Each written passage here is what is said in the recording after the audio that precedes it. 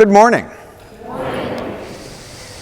Some of you may be aware, some of you may not, that I do a little 1-minute video every week where I am a cartoon figure. And it is either a synopsis, a quick 1-minute synopsis of one of the lessons, usually the gospel lesson, or it's a quick 1-minute sermon on a particular lesson for the upcoming Sunday. And it's obviously designed, as I'm a cartoon character, for children, but I have found that children of all ages are enjoying it.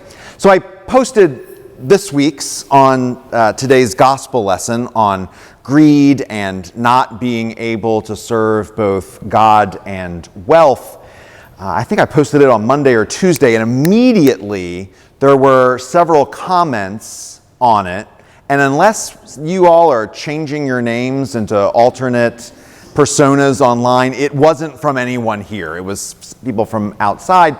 And the first two quick comments obviously came from a position of woundedness, because they said, oh, it would be nice to have enough that I could be greedy with, right? I've struggled with money my entire life and I just don't have enough, and so this isn't my problem. And I thought, because they were two very similar comments so quick, that might be like a common assumption that people have, that like greed is only something that like the mega wealthy have to worry about. And I would say that's not true. That you could have a lot or a very little, and you can hoard that very little. Or you could have a lot or a very little, and you could approach life with gratitude and generosity. I have to say, in my life and in almost 20 years of being a priest, there are many people I've had the privilege to know that have very little worldly means, but have among the most generous hearts. Doesn't matter how much or how little you have. I would also say that greed doesn't just deal with money. I mean, it can, but you can also be greedy or stingy or hoard your time, your attention, the things you have, not the money that you have. I would say that greed is a disordered way of living life. You could probably break down greed a million different ways. As I've been thinking about it this week, I've been breaking down greed into the nexus between fear and self-centeredness. Self-centeredness is pretty obvious. We all know people in our lives that are just consumed by themselves. Tim Keller, the longtime pastor of Redeemer Presbyterian in Manhattan, has a wonderful little book on self-forgetfulness. It's like 45 pages. It's a quick read where he says, you don't have to have everything going in your life to be prideful or self-centered. It's not like I have this great new job and this great new car and everything's coming up roses, and so look at this. He says there's also the people that have had a really hard life, and everyone they come and meet, they have to share how hard their life has been, or they have to one up. Oh, you think you've had it hard? Look how hard I've had it. We can be self-centered in many ways. And sometimes we just are going to be focused on ourselves when we get sick, when there's a crisis, when you're in great pain, like recovering from surgery or whatever it is, like your whole life is consumed by yourself and getting yourself better. But when you're able to lift your head up, we need to be able to take ourselves off the center of our plate. The fear I'm talking about is the fear of not having enough. The fear that I'm going to go without. The fear that if I don't have all of this and hold on to it as tightly as I can, then terrible things are going to happen down the road. I mean, the one example we'll all probably be using for the next 50 years is, of course, in March of 2020, everyone went out and hoarded toilet paper, right? Which is crazy. Like, that's the thing we went for. And then the media made it worse because the media said, oh, everyone's getting toilet paper. So even the people who didn't go out in the first wave went out in the second wave, right? I mean, there's a way of living where you can say, okay, I need a 6-month supply of toilet paper. And you need a 6-month supply, and you need a 6-month supply, and you need a 6-month supply. Or there's another way of living, which is saying that, you know what, together we might have enough. Does anybody need? Because I have some extra. Oh, I'm running out. Do you have some? Which is exactly what St. Mark's did in March of 2020. We came together and shared what we have. When you take that kind of fear that we don't have enough, that fear of scarcity, and we marry it up with a malignant self-centeredness, they rot together. And what comes out the other end is greed. It is interesting to me, perhaps it's even a little frightening, that Jesus says in this morning's lesson that you cannot serve God and serve wealth, that the two are mutually exclusive.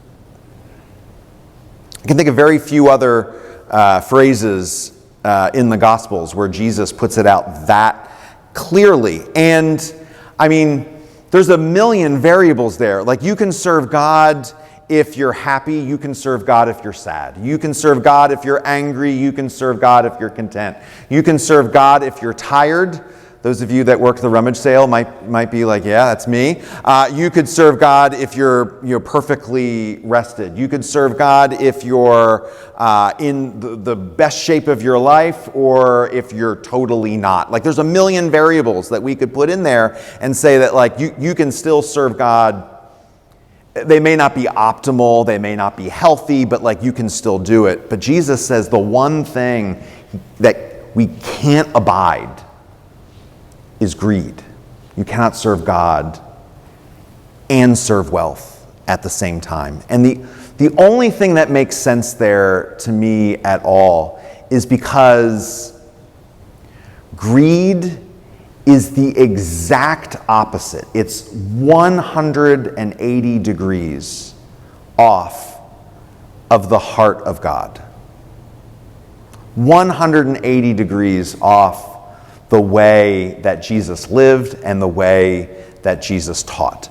God gives without counting the cost, without worrying about the ramifications. God just gives. God makes us. God gives us life. God creates us in His image. He's like, oh, you have a family? Okay, I will bless your family and make you number greater than the stars in the sky and the grains of sand on the shore.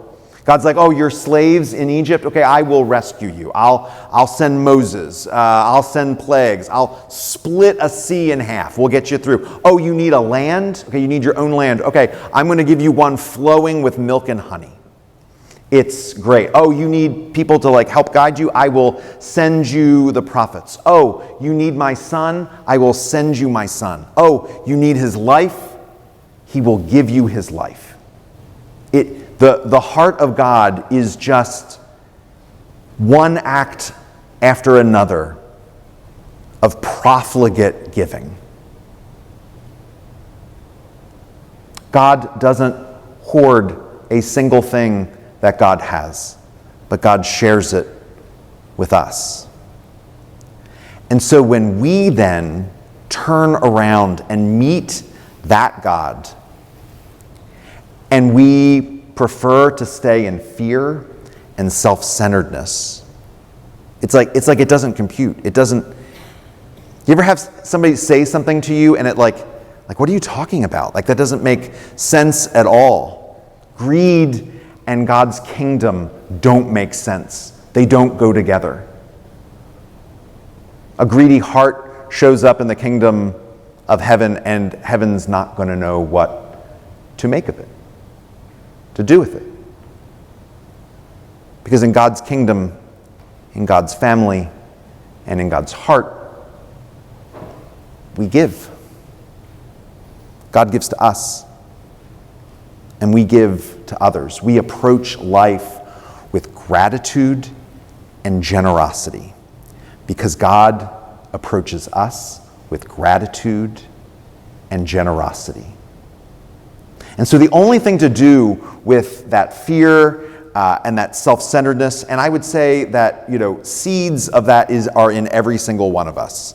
There are times I can be remarkably self-centered. There are times I can live out of fear. I can do it. We all can. The only thing that we can do to rectify that is to let them go, which is an act of faith. I don't need to constantly put myself in the center of my life because I know that God has brought me people, some of them are you, who will every once in a while do that for me. And you don't need to put yourself constantly in the center of your life because God has given you people to do that for you. We are freed up so that we can love our neighbor as ourself. We can lay down and let go of the fear of we're not going to have enough, we're not going to make it. Because the truth is, 99% of the time we are. There was enough toilet paper to go around, right? We all made it. And the next time we're worried and scared that we're not going to make it, we can remind ourselves of that and be like, it's going to be all right. I don't know how it's going to be all right, but it's going to be all right. The way we confront the greed which rots our hearts, our lives, our relationships, our families, our society, is to meet it with faith and love and gratitude and generosity and model ourselves on the life of the God who made us. Amen.